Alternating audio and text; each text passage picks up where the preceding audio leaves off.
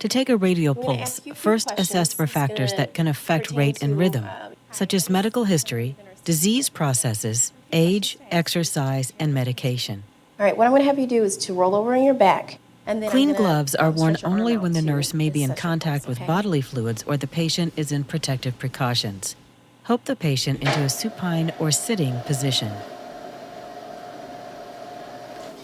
You wanna put your head of your bed down.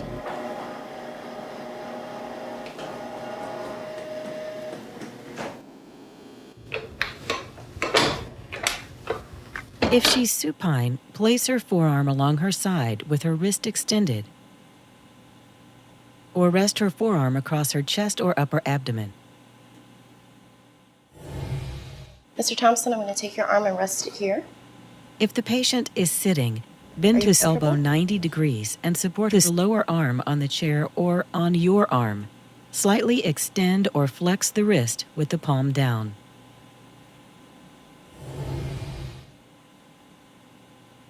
Then place the tips of your first 2 or middle 3 fingers over the groove along the thumb side of the patient's inner wrist. Slightly extend or flex the wrist, palm down, until you feel the strongest pulse.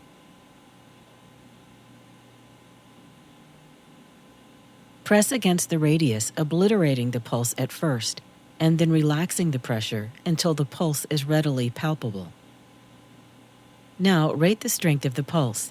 Determine whether the thrust of the vessel against your fingertips is bounding, full or strong, barely palpable or diminished, or absent and not palpable. Note the regularity of the rate and rhythm. Once you can feel the pulse consistently, look at your watch. When the second hand reaches a number on the dial, or when the digital display reaches a round number, begin taking the pulse, counting the first beat you feel as 1. For a regular pulse, count the rate for 30 seconds and multiply the total by 2. The pulse rate normally ranges from 60 to 100 beats per minute. For an irregular pulse, count for a full 60 seconds. Note the frequency and pattern of the irregularity. Compare the radial pulses bilaterally and assess for a pulse deficit. For details, review the video skill, Assessing the Apical Radial Pulse. When you're finished, help the patient into a comfortable position. Are you comfortable? All right. Well, just let me know if you need anything, okay? I'll be right out at desk. All right? Perform hand hygiene and discuss your findings with her.